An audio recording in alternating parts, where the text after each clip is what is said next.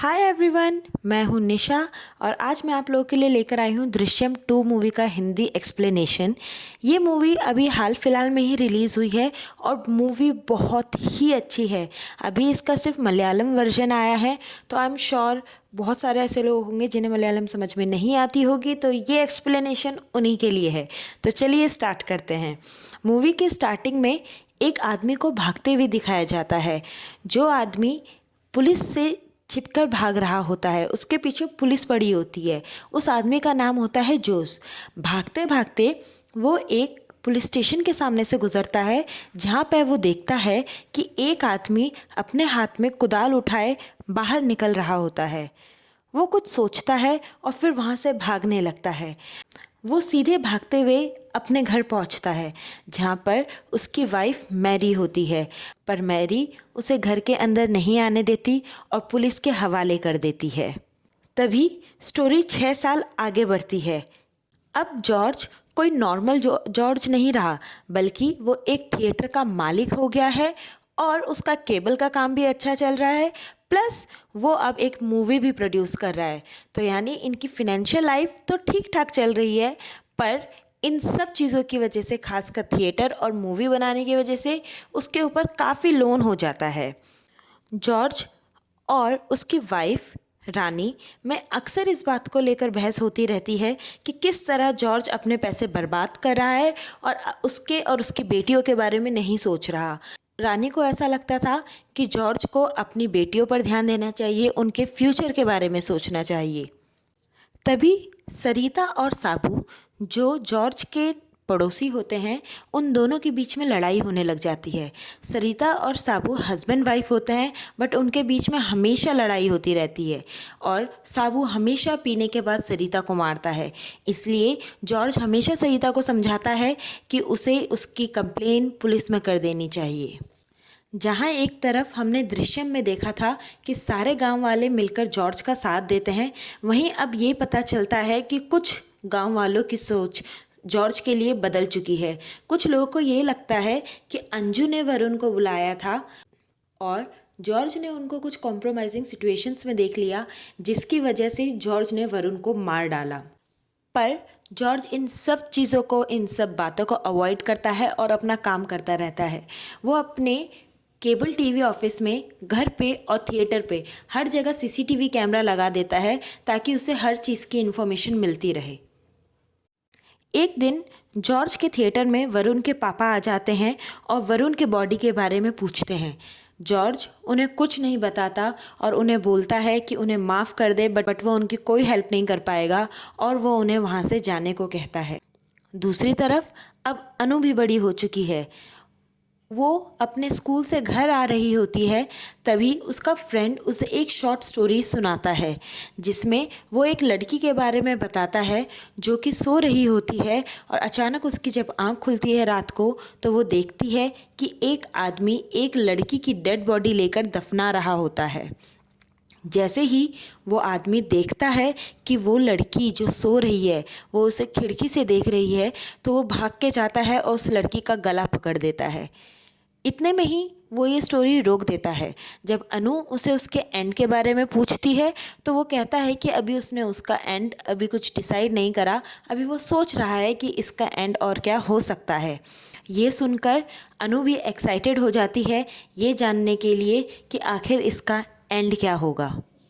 George, जो अपनी movie को लेके काफ़ी एक्साइटेड होता है, पर उसे उसका एंड, उसका क्लाइमेक्स कुछ पसंद नहीं आ रहा होता, तो इसीलिए वो विनय चंद्रन से मिलता है, जो कि उसके मूवी का स्क्रिप्ट राइटर होता है, और उनसे अपनी ये बात कहता है कि उसे क्लाइमेक्स कुछ पसंद नहीं आ रहा, इसलिए थोड़ा बहुत कुछ चेंज होना चाहिए। इसी दौरान सरिता और रानी दोनों बहुत अच्छे दोस्त बन जाते हैं। रानी सरिता को अपनी सारी टेंशन्स बताती है। वो सरिता से ये भी शेयर करती है कि कैसे जॉर्ज की उसे बहुत ज़्यादा टेंशन है, क्योंकि जॉर्ज अपनी फैमिली, अपने दोनों बेटियों के बारे में ना सोचते हुए उसका सारा ध्यान सिर्फ अपनी मूवी पर है। उसे अब अंजू की शादी की टेंशन होने लग गई थी। वरुण वाले केस के बाद जॉर्ज काफ़ी पीने लग जाता है और वो पी के घर नहीं आता, बल्कि कहीं किसी लॉज पे ही रुक जाता है। और जब जब जॉर्ज घर नहीं आता तो रानी सोने के लिए अपने साथ सरिता को बुला लेती है। सरिता बातों ही बातों में रानी को बताती है कि कैसे ज़्यादातर गांव वाले ये सोचते हैं कि अंजू ने वरुण को उस दिन बुलाया था और जॉर्ज ने उन्हें जब कॉम्प्रोमाइजिंग सिचुएशन में देखा तो वरुण को मार डाला। ये सुनकर रानी बहुत परेशान हो जाती है और बोलते बोलते ही रुक जाती है। अगली सुबह जब सरिता अपने घर जा रही होती है तभी जॉर्ज आ जाता है।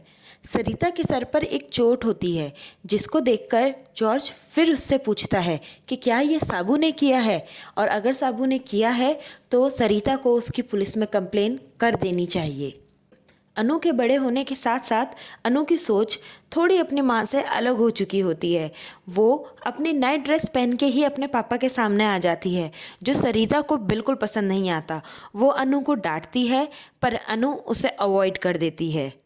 उसी दिन लंच में रानी अंजू की शादी की बात करती है पर अंजू साफ मना कर देती है और कहती है उसे आगे पढ़ना है, उसे हायर स्टडीज़ करनी है। और जॉर्ज अपनी बेटी का पूरा साथ देते हुए बोलता है कि उसे जितना पढ़ना है वो पढ़ सकती है। 6 साल बीत चुके थे तो जोश भी अब जेल से बाहर आ गया है और अब वो कुछ करना चाहता है, अपनी लाइफ को वापस ट्रैक पे लाना चाहता है और इसीलिए वो सुलेमान से किसी जॉब के बारे में पूछता है। पर सुलेमान के पास तो कोई जॉब होती नहीं है, इसीलिए वो जॉर्ज के बारे में जोश को बताता है और कहता है कि उससे जाकर मिले। वो जॉर्ज का इंट्रोडक्शन ही दे रहा होता है कि इतने में बाहर एक एक्सीडेंट हो जाता है। ज़्यादातर हमने इस मूवी में यही देखा है कि जोश जैसे ही जॉर्ज के बारे में कुछ जानना चाहता है वैसे ही कुछ ना कुछ ऐसा हो जाता है जिसकी वजह से जोश जॉर्ज के बारे में नहीं जान पाता। यहाँ दूसरी तरफ अनु अपने फ्रेंड्स के घर नाइट आउट पे जाना चाहती है पर रानी मना कर देती है। जॉर्ज सजेस्ट करता है कि क्यों ना अनु के फ्रेंड्स को अपने घर ही बुला लिया जाए, ये अंजू के लिए भी एक चेंज होगा। तभी वहाँ पुलिस की गाड़ी आ जाती है। पुलिस की गाड़ी देखते ही अंजू बहुत सहम जाती है पर वो गाड़ी सीधे आगे चली जाती है और उनके घर पे नहीं रुकती। ये देखकर अंजू की सांस में सांस आती है। यहाँ जोस भी पूरी कोशिश कर रहा होता है कि मैरी उसकी वाइफ उसे माफ़ कर दे, पर मैरी उसे माफ़ नहीं करती क्योंकि जोस ने जिसका मर्डर करा होता है, जिसके लिए वो भाग रहा होता है, जिसके लिए पुलिस उसे पकड़ के ले जाती है, वो और कोई नहीं मैरी का भाई होता है। तो इसीलिए मैरी उसे माफ़ नहीं करना चाहती। अंजू के अंदर अब पुलिस का जैसे खौफ सा भर गया है। अंजू दौड़ते हुए आती है और जॉर्ज को बताती है कि पुलिस उनके घर आई है। जॉर्ज अंजू को रिलैक्स होने को कहता है और दरवाज़ा खोलने के लिए बोलता है। पुलिस अंजू से बोलती है कि उन्हें जॉर्ज से बात करनी है। जब जॉर्ज बाहर जाता है तो उसे पता चलता है कि सरिता ने साबू की कंप्लेन कर दी है, जिस वजह से पुलिस जॉर्ज के घर आई है। एक रात जब अंजू सो रही होती है तो वो सपने में देखती है कि वरुण की माँ गीता, जो कि एक पुलिस ऑफिसर थी, वो उसकी खिड़की के बाहर खड़ी है और वो उससे वरुण के बारे में पूछ रही होती है। ये सपना देखते ही अंजू बहुत डर जाती है और उसे दौरे पड़ने शुरू हो जाते हैं। उसी समय जॉर्ज और रानी उसके कमरे में आ जाते हैं और उसे संभाल लेते हैं। जॉर्ज इतने पैसे कमाने के बाद भी, इतना अच्छा बिजनेस करने के बाद भी हमेशा एक अच्छा इंसान होता है। इसीलिए नेक्स्ट सीन में जब ये दिखाया जाता है कि एक बूढ़ा आदमी मर रहा है तो वो मरते हुए भी यही कहता है कि कैसे जॉर्ज ने उसकी हेल्प करी और उसकी बेटी को एक काबिल इंसान बनाया। ये सुनकर रानी और बच्चों के मन में जॉर्ज के लिए रिस्पेक्ट और बढ़ जाती है। एक दिन जब जॉर्ज घर नहीं आता तो रानी सरिता को अपने घर सोने के लिए बुलाती है और वो दोनों बातें करते हैं, पर रानी अपनी बातों में वरुण का जिक्र नहीं करती, जिससे सरिता कुछ परेशान हो जाती है। वो परेशान क्यों होती है? इसलिए होती है क्योंकि सरिता और साबू शैडो ऑफिसर्स होते हैं जो पुलिस ऑफिसर थॉमस के अंडर काम कर रहे होते हैं। तो समझे आप, इतने टाइम से सरिता और साबू उनके दोस्त बन के सिर्फ इसलिए रह रहे थे ताकि वो उनके घर का सीक्रेट जान सके। वो खुद पुलिस वाले थे। थॉमस सरिता और साबू को बताता है कि उसकी इन्फॉर्मेशन के अकॉर्डिंग और अभी तक जो सरिता और साबू ने इन्फॉर्मेशन इकट्ठा करी है उसके अकॉर्डिंग वरुण की बॉडी 50 किलोमीटर के दायरे में ही होनी चाहिए। काफ़ी सोचने के बाद उन्हें ये लगता है कि जॉर्ज ने वरुण की बॉडी को चर्च में दफनाया होगा, क्योंकि चर्च में रात के टाइम पे कोई आता जाता नहीं है और वो रोड भी सुनसान हो जाती है। पुलिस चर्च जाती है। चर्च के फादर पुलिस को वहाँ खुदाई करने नहीं देते और कहते हैं कि वो पहले कोर्ट ऑर्डर लेकर आए। एक दिन जोस जब जॉर्ज को देखता है तो उसे याद आता है कि उसने इसी को 6 साल पहले पुलिस स्टेशन में देखा था, वो पुलिस स्टेशन जो उस समय अंडर कंस्ट्रक्शन था। उसी के अगले दिन सरिता भागते हुए रानी के पास आती है और रानी को बताती है कि पुलिस वालों ने ये सोचा है कि वरुण की बॉडी चर्च में है और वो चर्च में खुदाई कर रहे हैं। ये सुनकर रानी घबरा जाती है और तुरंत ही जॉर्ज को कॉल करके घर बुलाती है। वो जॉर्ज से पूछती है कि उसने वरुण की बॉडी को कहाँ दफनाया है, पर जॉर्ज उसे कुछ नहीं बताता, पर सिर्फ रानी को शांत करने के लिए वो इतना बता देता है कि चर्च में उसकी बॉडी नहीं है।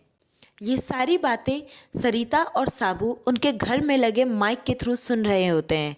जो दोस्त बनते थे वो पुलिस ऑफिसर थे और उन्होंने अपने दोस्तों के घर में यानी जॉर्ज और रानी के घर में माइक्स लगा रखे थे ताकि वो उनकी सारी बातें सुन सकें। पर उन्हें कोई ज़्यादा इन्फॉर्मेशन नहीं लगती, क्योंकि जॉर्ज अपने घर में इस केस से रिलेटेड कोई बात करना ही नहीं चाहता था। तभी जोस को पता चलता है कि जो भी वरुण केस में पुलिस की हेल्प करेगा उसे पैसों का इनाम दिया जाएगा, उसे कुछ कैश प्राइज़ मिलेगा। जोस भागता हुआ पुलिस के पास जाता है और उनसे 50,000 रुपये की डिमांड करता है। पहले तो पुलिस वाले उसका यकीन नहीं करते, पर फिर कुछ इन्फॉर्मेशन देने के बाद वो समझ जाते हैं कि जोस को सब पता है। वो भी पुलिस वाले प्रभाकर और उसकी वाइफ गीता को बुलाते हैं, जो जोस को 50,000 रुपये देते हैं और उससे उस रात की सारी इन्फॉर्मेशन निकलवाते हैं। जोस पुलिस को सब सच बताता है कि उसने कैसे जॉर्ज को उस अंडर कंस्ट्रक्शन बिल्डिंग जो पुलिस स्टेशन था वहाँ से निकलते हुए देखा था और उसके हाथ में एक कुदाल भी थी। ये सुनकर पुलिस शॉक हो जाती है कि कैसे जॉर्ज ने इतना दिमाग लगाया कि उनके पैरों के नीचे ही वरुण की बॉडी है और उन्हें आज तक पता नहीं चला। ये सुनने के बाद थॉमस अपने सीनियर के पास जाता है और उनसे पुलिस स्टेशन को खोदने की परमिशन मांगता है। पहले तो वो परमिशन नहीं देते, पर थॉमस के काफ़ी इंसिस्ट करने के बाद वो हाँ कर देते हैं। खोदते हुए कुछ वर्कर्स आपस में बात कर रहे होते हैं और तभी एक गांव वाला उनकी बात सुन लेता है, जिसके थ्रू उसे पता चलता है कि पुलिस वरुण का कंकाल ढूंढने के लिए पुलिस स्टेशन को खोद रही है। वो ये बात जाके सीधे जॉर्ज को बता देता है। पुलिस को पुलिस स्टेशन से वरुण का कंकाल भी मिल जाता है। पुलिस उस कंकाल को फॉरेंसिक जांच के लिए भेज देती है और जिसकी रिपोर्ट से उन्हें पता चलता है कि ये कंकाल एक लड़के का है और जिसकी उम्र 14 से 20 साल की है। इतना सब कुछ जानने के बाद पुलिस कोर्ट से जॉर्ज और उसकी फैमिली को इंटेरोगेट करने की परमिशन मांगती है। पुलिस मांगती तो है 2 दिन की परमिशन, पर उन्हें सिर्फ 1 ही दिन की परमिशन मिलती है। जब पुलिस जॉर्ज और उसकी फैमिली से पूछताछ करती है तो अंजू बहुत घबरा जाती है और उसे फिर से दौरे पड़ने लगते हैं। ये सब देखकर जॉर्ज हर जुर्म अपने सर पर ले लेता है। अगले दिन पुलिस जॉर्ज को पकड़ के ले जाती है। जॉर्ज कोर्ट पहुंचा ही होता है, तभी विनय चंद्रन, जो जॉर्ज की मूवी का स्क्रिप्ट राइटर है, वो पुलिस से मिलने पहुंचता है और वो जॉर्ज की स्टोरी पुलिस को सुनाता है, जिसमें ज्योतिष नाम का एक लड़का होता है जो कॉलेज की पॉलिटिकल ग्रुप में होता है और वहीं उसका एक अपोनेंट होता है बीनू राज, जो स्टेट लेजिस्लेटर का बेटा होता है। दोनों में बहुत मारपीट होती है और ज्योतिष बीनूराज को अकेले में बुलाता है लड़ने के लिए। जब ज्योतिष घर पहुंचता है तब बीनूराज वहां आ जाता है।